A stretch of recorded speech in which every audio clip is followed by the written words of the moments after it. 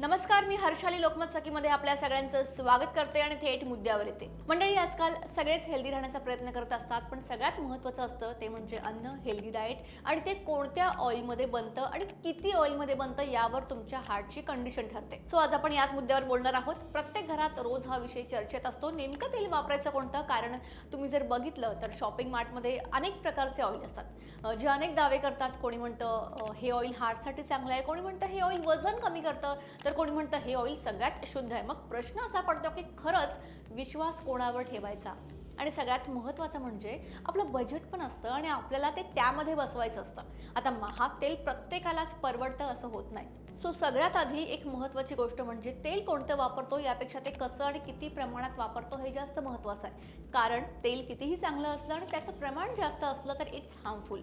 So सगळ्यात आधी आपल्या किचनमध्ये साधारणपणे वापरले जाणारे जे तेल आहेत ते म्हणजे शेंगदाणा तेल असेल, सूर्यफूल तेल, सोयाबीन तेल, मोहरीचं तेल आणि तिळाचं तेल। यापैकी कोणतंही तेल वाईट नाहीये, पण जर ते मर्यादित आणि योग्य पद्धतीने वापरलं गेलं तर। पण हां, फक्त एकच तेल वर्षानुवर्ष वापरण्यापेक्षा तेल बदलत राहणं जास्त चांगलं आहे। फॉर एक्झाम्पल, कधी शेंगदाणा, कधी सूर्यफूल, कधी मोहरीचं तेल। यामुळे काय होतं, आपल्या बॉडीला वेगळे वेगळे फॅट्स मिळतात। पण या सगळ्यांमध्ये सगळ्यात हेल्दी ऑप्शन कोणता आहे, तेल कोणतं आहे हे सुद्धा पण मी तुम्हाला सांगणारच आहे। पण त्याआधी एक महत्त्वाचा मुद्दा म्हणजे ऑलिव्ह ऑइल, ॲव्होकॅडो ऑइल यांसारखी ही जी तेल असतात, जी रोजच्या स्वयंपाकासाठी सगळ्यांनाच परवडतील असं नाही आहेत। पण खरं सांगायचं तर आपली पारंपरिक तेलानेही काम नीट होतं, फक्त त्याचा वापर समजूतदारपणे करायला हवा।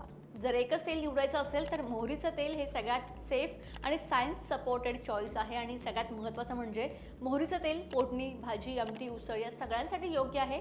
म्हणजे जास्त तापमानावरही ते सेफ राहू शकतं। अनेक अभ्यासांमध्ये असं दिसून आलंय की मोहरीचं तेल वापरणाऱ्या लोकांमध्ये हार्टचा धोका तुलनेने कमी आढळतो। मोहरी चालत नसेल तर शेंगदाण्याचं तेल हा एक सेफ ऑप्शन तुमच्यासाठी आहे। महाग तेल म्हणजे ते चांगलंच असतं असं नसतं। आणि आता काही जणांचा प्रश्न असतो की घाण्यावरचं तेल वापरू शकतो का? तर हां, तुम्ही वापरू शकता, पण लिमिटमध्ये आणि योग्य पद्धतीने। कारण घाण्यावरचं तेल असतं म्हणजे ते कोल्ड प्रेस ऑइल, ते काही वेगळं तेल नसतं, फक्त हे काढण्याची पद्धत वेगळी असते। घाण्यावरचं तेल म्हणजे कमी तापमानात काढलेलं तेल आणि यामध्ये तेलावर फार प्रक्रिया केलेली नसते, म्हणून ते पोषक घटक टिकून राहतात त्यामध्ये। पण एक गोष्ट लक्षात ठेवा, तेल घाण्यावरचं असो किंवा रिफाईंड, ते जास्त तापवलं, पुन्हा पुन्हा वापरलं तर त्याचा फायदा झिरो। आता प्रश्न येतो, नेमकं करायचं काय? खूप सोपं आहे। तेलाचं प्रमाण कमी ठेवा, एकच तेल कायम वापरू नका, फार प्रोसेस्ड रिफाईंड तेल टाळा, तेल पुन्हा पुन्हा गरम करून वापरू नका। जेवणात तेल जर वरून दिसत असेल तर समजा प्रमाण यापेक्षा कमी ठेवायचं आहे। सो मोठ्या ॲडव्हर्टाईज बघून कन्फ्यूज होऊ नका। जी पारंपरिक आणि परवडणारी ऑइल्स आहेत तीच जरूर वापरा, पण फक्त प्रमाणात। व्हिडिओ आवडला असेल तर लाईक करा, शेअर करा आणि चॅनलला सबस्क्राईब करायला विसरू नका।